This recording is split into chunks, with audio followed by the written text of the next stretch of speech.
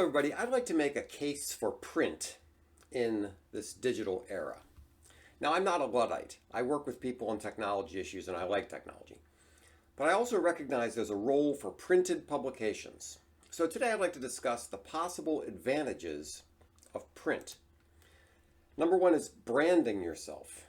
The New European is a relatively recent publication in the UK that's aimed at people who voted Remain in the Brexit disputes. Beau Sachs distributed an article on this yesterday. I'll put the link below. And I commented on his LinkedIn post that one potential benefit of a print publication like this particular one is that by carrying that physical magazine around with you, you're telling everyone how you felt about Brexit. That sort of thing is important to some people. In a similar way, the magazines on your coffee table or in your restroom or the books on your shelf say something about you to your guests in your home. I assume that your guests can't see what's on your iPad or your Kindle, so that doesn't work as well. Now, aside from these slightly vain issues, there are a few practical things. It's easier, at least for many people, to take notes on a print publication. You can highlight things, scribble in the margins, and so forth. There are some digital analogies to that, but they don't work very well. It's easier to flip back and forth to an index in a print publication. Students frequently like to purchase used textbooks because they can see what the previous owner highlighted. Remember how Harry Potter did so well with Snape's old potions book.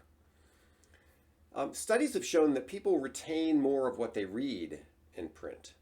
And some things like maps or charts simply don't work well on a small screen. You know, paper you can fold out. You can fold it multiple times and get a nice big picture.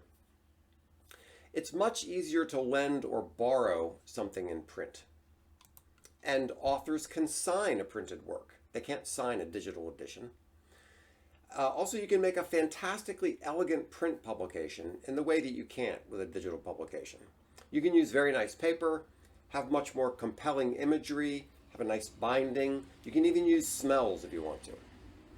Now, you may know that I publish a print newsletter once a month. It's called the Scribble letter. You can go to my site and sign up for it. I do that because everybody gets a billion emails, but very few people get a letter in the mail. Of course, there are many downsides to print. It takes a lot of time to get a book in the mail. Printing and distribution costs are higher. There's many disadvantages. And there are some distinct advantages to a digital publication. You can search it. You can put hyperlinks in it. You can carry 1,000 of them in your phone. You can read them in the dark, right? There's a lot of good things about digital publications, and I'm not dissing digital publications. And I'm not arguing for print, but I am saying there may be situations where a print publication can outperform a digital publication for a certain use in a certain niche. Certainly not in all cases, and almost certainly not in most cases, but maybe in some. So keep that in mind, and don't dismiss the idea simply because we live in a digital age. Thanks so much. Comment, like, share, all that good stuff.